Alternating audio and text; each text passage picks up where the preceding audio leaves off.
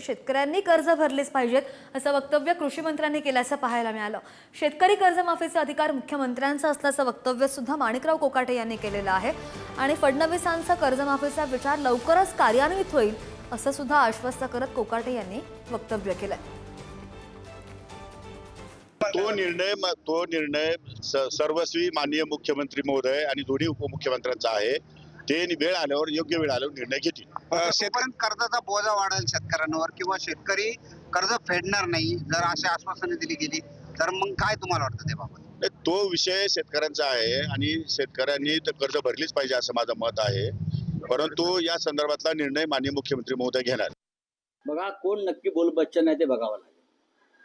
मला असं वाटतं मुख्यमंत्री बोलबच्चन आहे, त्यांचा आवडता शब्द आहे हा बोलबच्चन, तो बोलबच्चन, तो बोलबच्चन।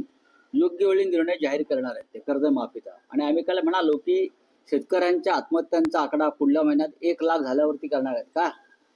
काय त्यांना विक्रमी आत्महत्या महाराष्ट्रामध्ये हव्यात शेतकऱ्यांच्या, त्यानंतर ते कर्जमाफी करतील किंवा लाडकी बहिणींना 2100 रुपये देतील।